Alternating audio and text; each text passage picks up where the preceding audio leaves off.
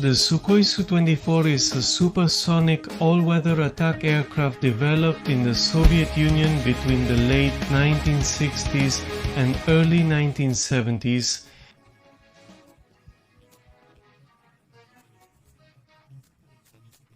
For deep penetration missions into enemy territory. The Sukhoi Su-24 with variable sweep wings featured the first integrated digital navigation and attack system manufactured in the Soviet Union.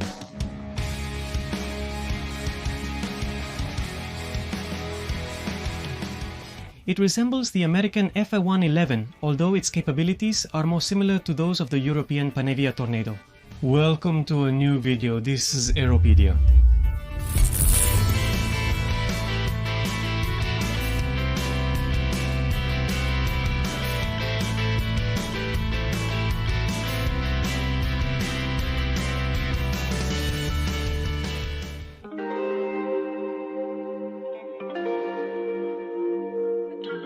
In the early 1960s, the Soviet Union was looking for a fighter bomber to replace the Yakovlev Yak-28 and the Ilyushin Il-28. So they formulated the specifications for an all-weather aircraft capable of reaching supersonic speeds at low altitude. Another requirement was that it had good performance for takeoffs over relatively short distances.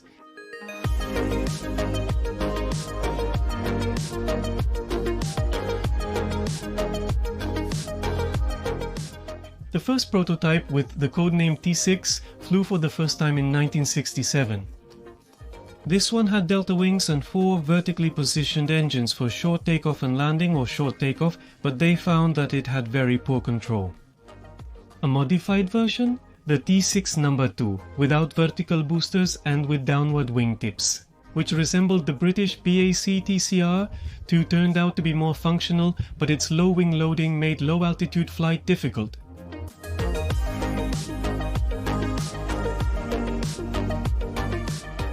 In 1967, the F-111 had entered service and demonstrated the practical advantages of variable geometry wings.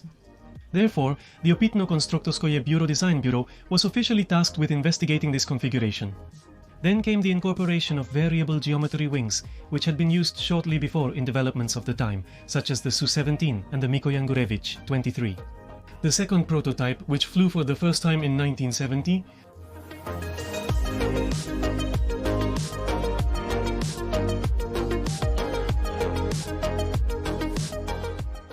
the Su-24 production model first flew in 1971, entering service in 1974. It couldn't be clearly photographed by NATO intelligence until they were deployed in West Germany 5 years later.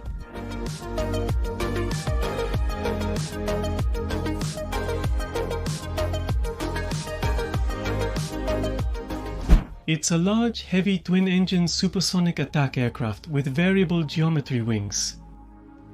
It had a maximum takeoff weight of 38 tons and could operate within a range of 615 kilometers on a low-altitude attack mission.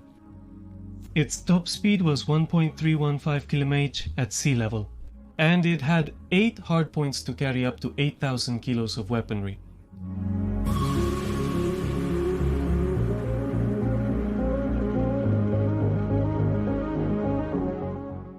The fixed armament consisted of a rotary cannon with 500 rounds mounted on the underside of the fuselage. It was protected by a shutter that closed when it was not in use.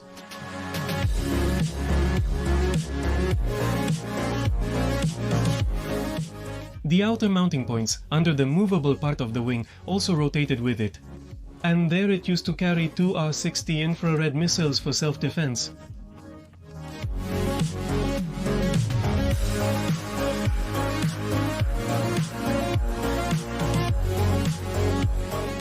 Its variable geometry wings have 4 positions, 16 degrees for takeoff, 35 and 45 degrees for cruising speeds at different altitudes, and 69 degrees where the wingspan to length ratio is minimized.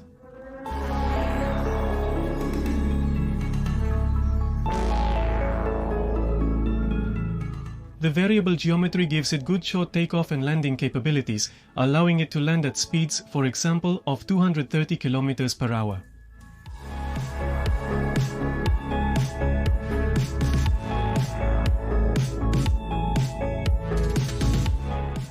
The first versions, which were called Fencer-A in the West, had variable air intakes that allowed a maximum speed of Mach 2.18 or 2,300 km per hour, and a service ceiling of 17,500 meters. But because the Su-24S were used for low-altitude missions, this type of air intake was removed to reduce weight and maintenance costs. This did not affect performance at low altitudes, but the maximum speed at altitude was reduced to Mach 1.35 at 11,000 meters.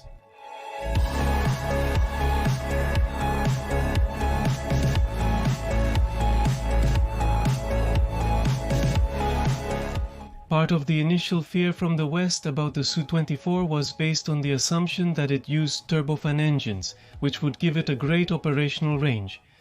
However, the reality is that it was equipped with two afterburning turbojet engines. Saturn AL 21F3, A which, although it had better performance, consumed more fuel than turbofan engines, limiting its operational range. They were costlier to produce and upkeep.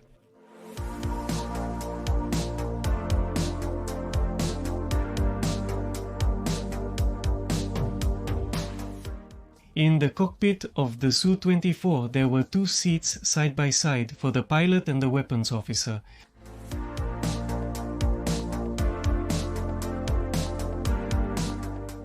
The avionics were the most sophisticated, using the Soviet Union's first integrated navigation and attack system. The first Su-24S had separate radars for terrain and attack, along with a Doppler radar navigation system.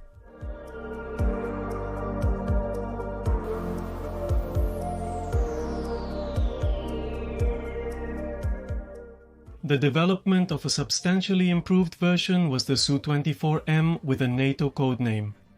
FENCERD began when the original version was entering service. The Su-24M finally entered service in '83.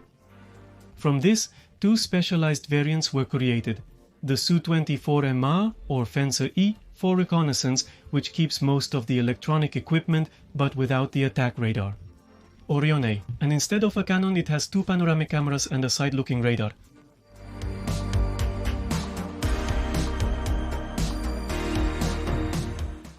The Su-24 Maritime Patrol or Fencer-F was for electronic intelligence gathering or electronic intelligence. It is equipped with multiple antennas to gather information.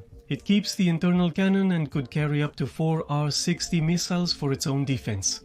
Less than 20 units of this version were produced.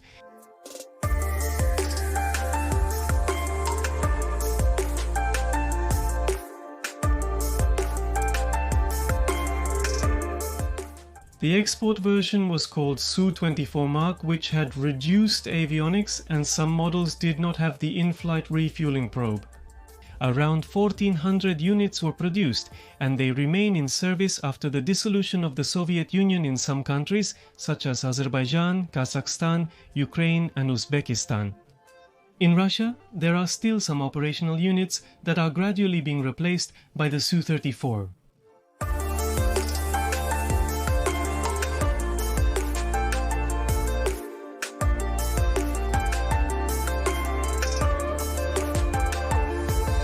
It took part in many conflicts, such as Afghanistan in '84 and '88, and Uzbekistan used them against the opposition.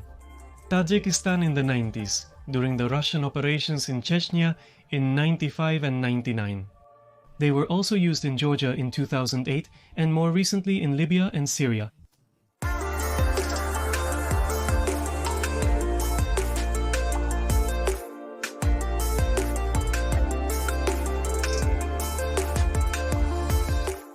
The existing models of the Su-24M and Su-24 Mark are undergoing an upgrade and life extension program, including global positioning system or global navigation, satellite system, multifunction display, digital map generators. And the latest weapons such as the R-73 air-to-air missiles. This updated version was designated as Su-24M2.